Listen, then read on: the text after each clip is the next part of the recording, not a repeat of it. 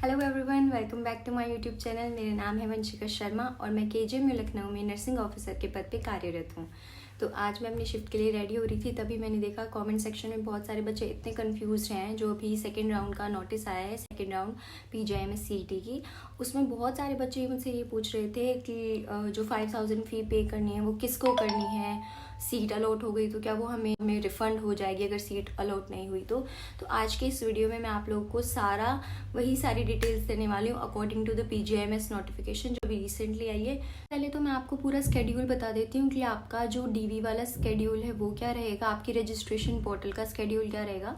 तो देखो, जो आपकी रजिस्ट्रेशन है ऑनलाइन वेब पोर्टल पे वो कब ओपन हुई थी, 7/10/2024 से लेकर वो 9/10/2024 तक 11:59 तक वो आपकी लाइव रहेगी। उसके बाद आप रजिस्टर नहीं कर पाओगे, मतलब अपनी चॉइस फिलिंग आपको इसी ड्यूरेशन के अंदर करनी ही करनी है। जब आप ये कर दोगे तो आपकी प्रोविजनल सीट एलोकेशन अगले ही दिन तक हो जाएगी। प्रोविजनल एलोकेशन ऑफ सीट्स आपको कब मिलेगी, 11/10/2024 तक। मतलब कि आपकी जैसे पिछली बार जो पीडीएफ आया था, पिछली बार जो रिजल्ट आया था, वैसे ही इस बार भी आपका 11 तारीख को एक पीडीएफ आ जाएगा। ग्रीवियंस है तो वो भी आप उस वेब पोर्टल के थ्रू 11/10/2024 को ही शेयर कर सकते हो। फिर उसके बाद उसका जो ग्रीवियंस का रिड्रेसल है, मतलब कि आपकी जो तकलीफ, आपकी जो क्वेरीज है, उनका जो रिड्रेसल है वो भी आपको 11/10/2024 को ही मिल जाएगा थ्रू दी वेब पोर्टल। के बाद आपको क्या करना है, अगर आपको आपकी मनपसंद सीट मिल गई है तो आपको क्या करना है, आपको अपनी प्रोविजनल ट्यूशन फी डिपॉजिट करनी है 11/10/2024 से लेके 13/10/2024 के बीच में। आपको तभी के तभी क्या करना होगा, आपकी प्रोविजनल जो आपकी 60,000 है, जो भी आपकी ट्यूशन फी है वो आपको ऑनलाइन। फिर मैं बात करती हूँ डॉक्यूमेंट वेरिफिकेशन की। डॉक्यूमेंट वेरिफिकेशन पिछली बार भी जैसे आप लोग गए थे, कुछ बच्चे आप में से गए होंगे, उसके लिए आपको कहाँ जाना है, सुश्रुता ऑडिटोरियम, पंडित बीडी शर्मा, यूएचएस रोहतक। ये आपको कब से कब तक करवानी है, 14/10/2024 से लेकर 17/10/2024 तक। जैसे पिछली बार कोटा वाइज आपकी कैटेगरी वाइज जो स्केड्यूल आया था, इस बार भी आपका ऐसे ही एक स्केड्यूल आ जाएगा जो कि आपको कैटेगरी वाइज डॉक्यूमेंट वेरिफिकेशन के लिए जाना होगा। आप उसी की कोटा से आपको सीट अलॉट होगी, उसी कोटा वाली आपको डीवी में वहां पे रिपोर्ट करना होगा, ठीक है। फिर उसके बाद last date for joining in the allotted seats, मतलब आपको आपके कॉलेज में लास्ट डेट तक कब तक रिपोर्ट करना ही करना है। तो आपको डीवी के बाद जब आप कॉलेज में रिपोर्ट करते हो तो लास्ट डेट उसकी रहने वाली है 18/10/2024 अप टू 5 PM। ये तो आपका स्केड्यूल था। अब कुछ डाउट्स थे बहुत सारे बच्चों के मन में फीस को लेके। राउंड में पार्टिसिपेट नहीं किया तो हम सेकंड राउंड में कैसे करें, या फिर हम अगर सेकंड राउंड ना करें तो क्या हम थर्ड राउंड में डायरेक्टली कर सकते हैं, फीस वापस हो जाएगी या फीस वापस नहीं होगी। अब ये सारे डाउट्स मैं इसी वीडियो में आपको बताने वाली हूँ। सबसे पहला पॉइंट आपको मैं बता देती हूँ, अगर किसी बच्चे ने फर्स्ट राउंड की काउंसलिंग में पार्टिसिपेट नहीं किया था वो भी सेकेंड राउंड की काउंसलिंग में पार्टिसिपेट कर सकता है। फ्रेश कैंडिडेट्स आप रजिस्टर भी कर सकते हो। जिन्होंने पार्टिसिपेट नहीं किया था उनको तो फ्रेश रजिस्ट्रेशन करवानी होगी। बट अगर किसी ने फर्स्ट राउंड की काउंसलिंग में रजिस्टर करवा लिया है तो उसको सेकेंड राउंड की काउंसलिंग में रजिस्ट्रेशन नहीं करवानी है, वो बिना रजिस्ट्रेशन के भी पार्टिसिपेट कर सकता है। कुछ बच्चों को अपनी सीट्स अपग्रेड करवानी थी, वो अपग्रेडेशन वाला प्रोसेस मैं भी आपको बता देती हूँ। फॉर एग्जाम्पल, आपने फर्स्ट राउंड की काउंसलिंग में ज्वाइन कर लिया था, जो सीट आपको मिली थी, तो जिन्होंने ज्वाइन कर लिया है वो भी आप क्या कर सकते हो, अभी भी आप अप्लाई कर सकते हो। आप अपग्रेड करवाने के लिए सेकेंड राउंड की काउंसलिंग में पार्टिसिपेट कर सकते हो, लेकिन आपको जो चॉइस फिल करनी होंगी आपको वो स्टार्टिंग से अपनी नई चॉइसेस फिल करनी होंगी, ठीक है। और आपको बिल्कुल फ्रेश अपनी लिस्ट देनी होगी, पुरानी वाली लिस्ट आपकी नल एंड वॉइड मानी जाएगी। और आपकी अपग्रेड तभी होगी अगर आप सेकेंड राउंड की काउंसलिंग में जो आपको सीट मिलती है, अगर आप वो ऑप्ट करते हो तभी आपकी पुरानी वाली सीट कैंसिल होगी, वरना आपकी जो पुरानी वाली सीट है वो आपके पास ही रहेगी। अब मेन बात आती है फीस की बात, जो कि आपको अपग्रेडेशन के लिए या फिर सेकेंड राउंड की जो काउंसलिंग है उसमें पार्टिसिपेट करने के लिए चाहिए। देखो, चाहे किसी ने ज्वाइन किया हो, किसी ने ज्वाइन ना किया हो, अगर आपको सेकेंड राउंड की काउंसलिंग में पार्टिसिपेट करना है तो आपको गवर्नमेंट कॉलेजेस की सीट के लिए 1000 रुपये सिक्योरिटी अमाउंट देना होगा, और प्राइवेट जो कॉलेज की सीट है उसकी सिक्योरिटी अमाउंट आपका 5000 रहने ही वाला है। आपको देना ही देना होगा, चाहे आपने ज्वाइन किया है, चाहे आपने ज्वाइन कहीं पे नहीं किया। इन राउंड में पार्टिसिपेट करने के लिए आपको ये सिक्योरिटी अमाउंट देना होगा। ये आपकी जो लॉगिन आईडी वाला जो इंटरफेस खुलेगा उस पर आपके पास ऑप्शन अवेलेबल होगा।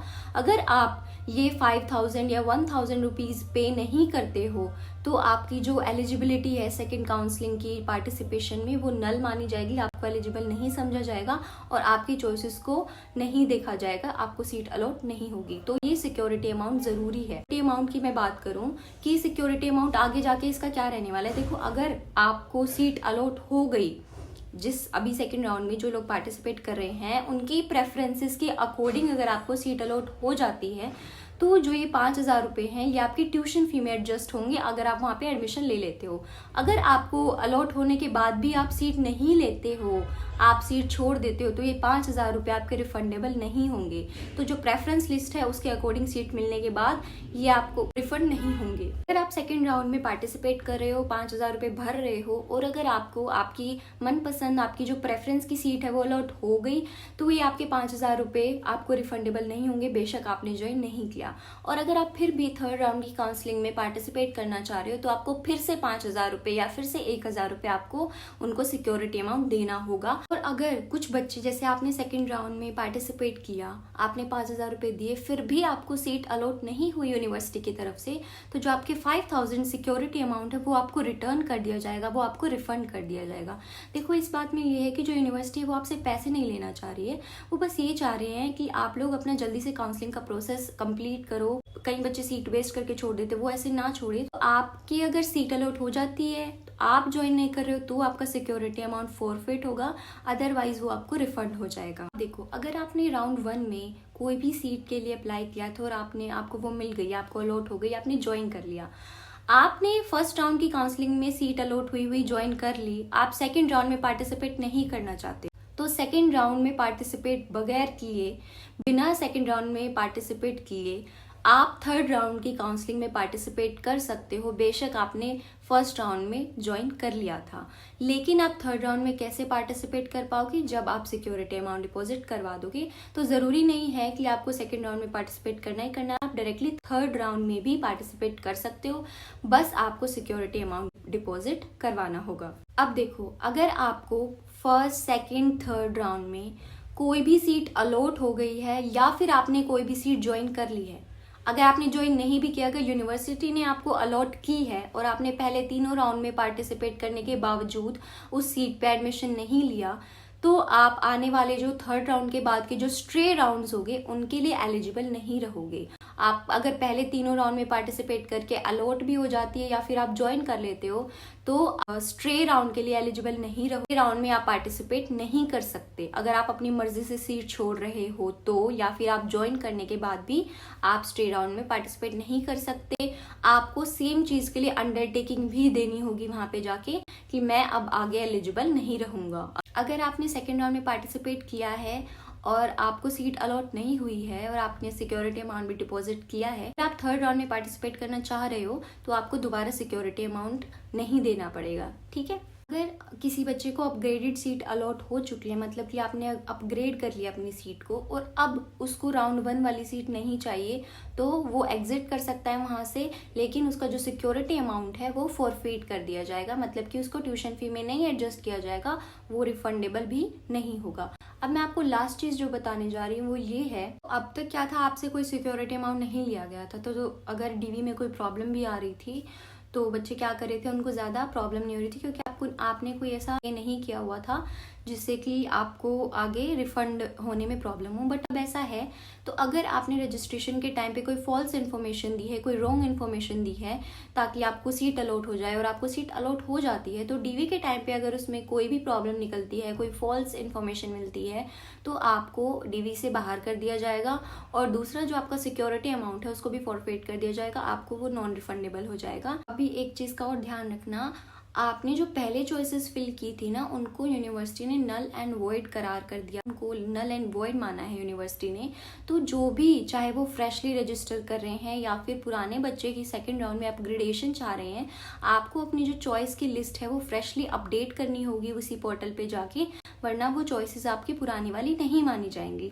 बाकी सब सारी चीजें, जो भी आपकी चीजें वो सेम रहने वाली हैं। अगर आपको किसी डीवी से रिलेटेड कोई डाउट है, किसी भी चीज से डाउट है रिलेटेड, तो मैंने एक प्लेलिस्ट बनाई हुई है इस चैनल पे, आप उसमें सारी चीजें आप आपको वहाँ पे मिल जाएंगी, सारा कंप्लीट प्रोसेस आपको मिल जाएगा, वहाँ पे आप जाके चेक कर सकते हो। बाकी जो भी चीज़ें हैं वो सेम रहने वाली। इस वीडियो में मैं आप सबको बस यही बताना चाह रही थी।